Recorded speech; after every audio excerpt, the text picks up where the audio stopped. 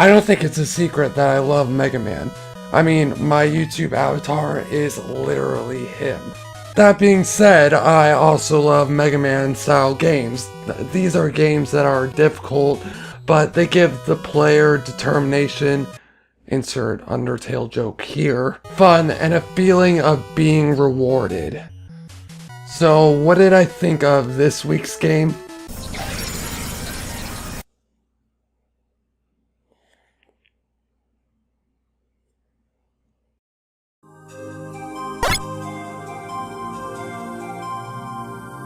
Whether you're a gamer or not, you've most likely heard of crowdfunding.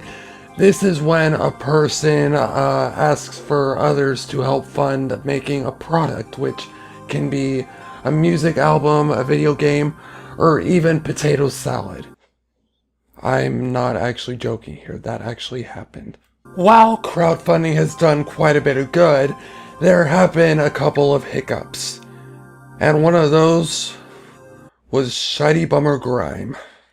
Oh dear God, how did this even happen? In 2013, Keiji Inafune, the original art designer of Mega Man, and his company Concept turned to Kickstarter to fund a spiritual successor to the original Capcom series. This game was Mighty Number 9. With many fans screaming for a new Mega Man game, the project was funded within 2 fucking days. The development of the game was not actually done by Concept, but by another development team known as Inti Create, a company mostly known for making the Mega Man Zero games. However, Mighty Number 9 soon had many problems.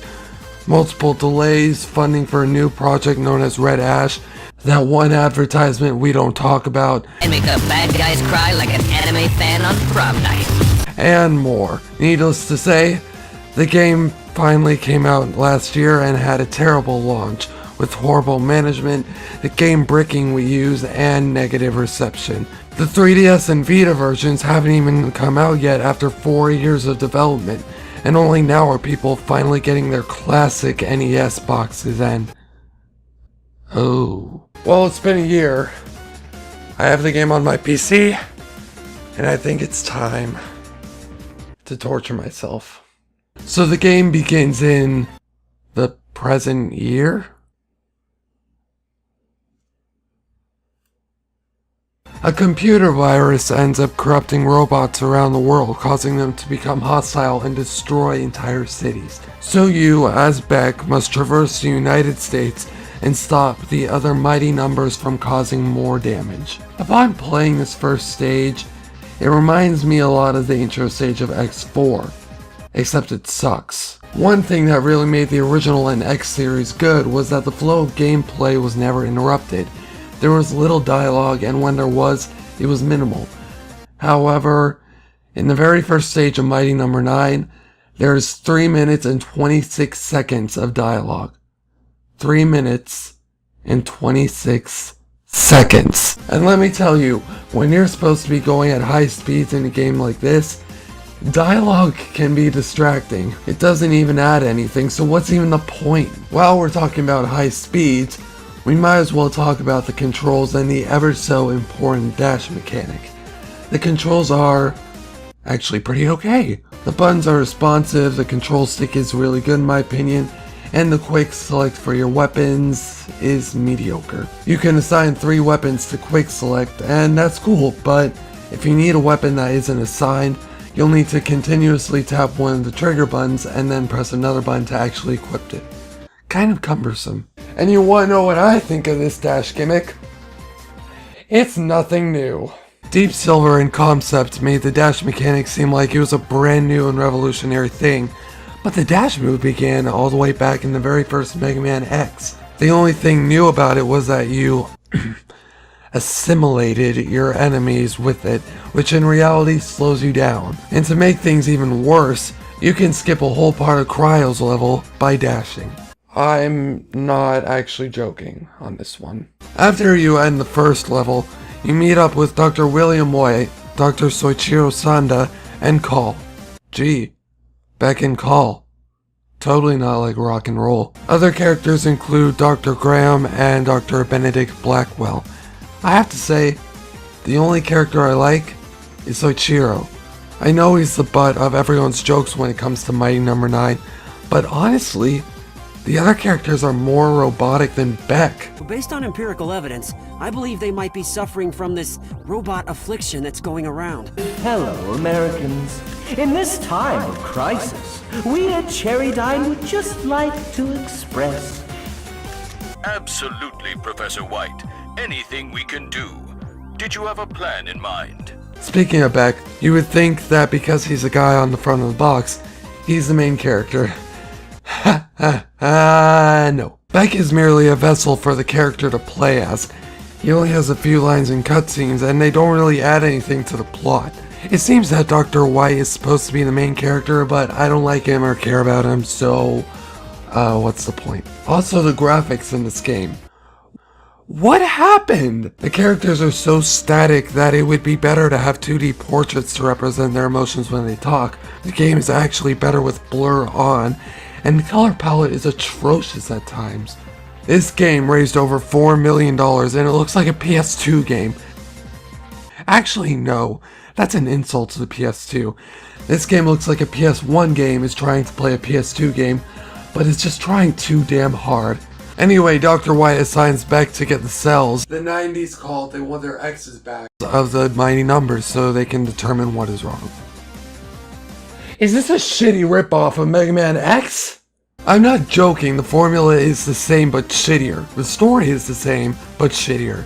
Even the power-ups are ripoffs of old Mega Man weapons. But what about the levels themselves? No, God! No, God, please, no! No! No! No! I seriously think that these guys forgot what level design is. For example, in the first stage, there's this part where you need to dash to avoid falling towers. However, these platforms fall and there's fire raining down from the sky. Gee, it would be inconvenient if one of these fireballs hit me and...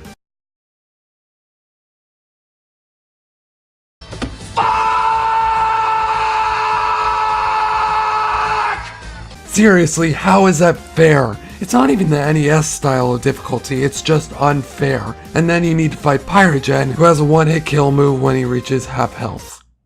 This is the beginning of the game. And I can guarantee that most of your deaths will be because of unfair level design, not the bosses.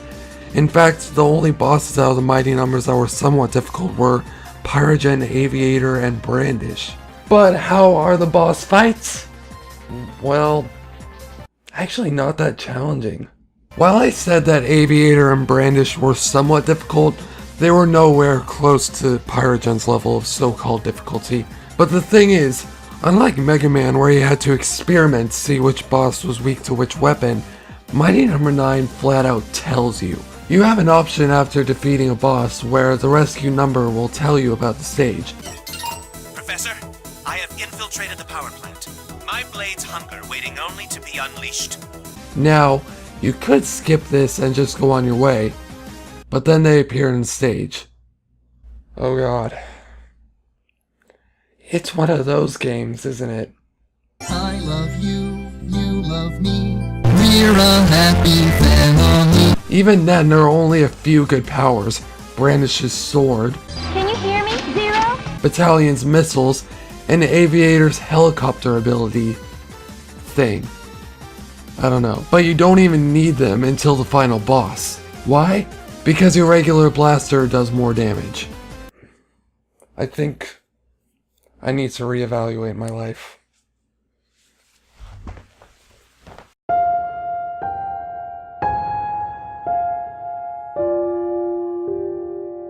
Also, I want to show you the health meter for the bosses. It's about 4 times as big as Beck's, so it's unclear if the health is the same or if the boss has more.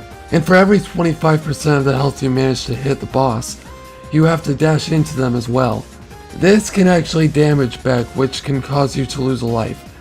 But if you don't assimilate the boss, they regain their health back. Wait, what? But if you don't assimilate the boss, they regain their health back.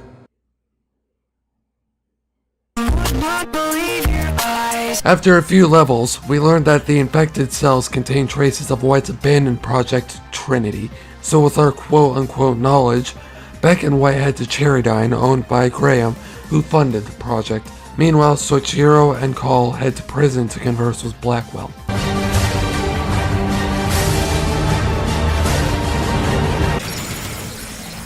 It turns out that Graham activated Trinity to sell her for military purposes, and that Dr. White is actually Blackwell's son. Okay. White had deactivated Trinity because she posed a threat to humanity, and then he refined her concept with his next model, Beck. Since we're going to save the world, it's fire against fire, and Beck goes into the now corrupted Coliseum to fight Trinity. Holy fuck, I hate these things. They didn't even try to hide it here. Here's where the color palette is really bad. When enemies need to be assimilated, they have a purple glow around them. It's fine in other stages, but the final boss area and Trinity is predominantly purple.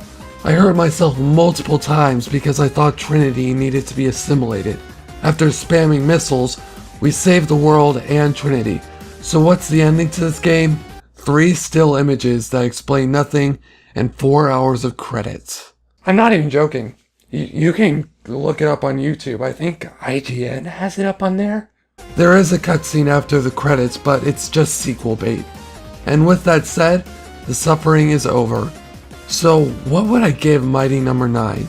Well, this game's story is almost non-existent. I mean, I actually needed Wikipedia for help. It was so dumb and forgettable.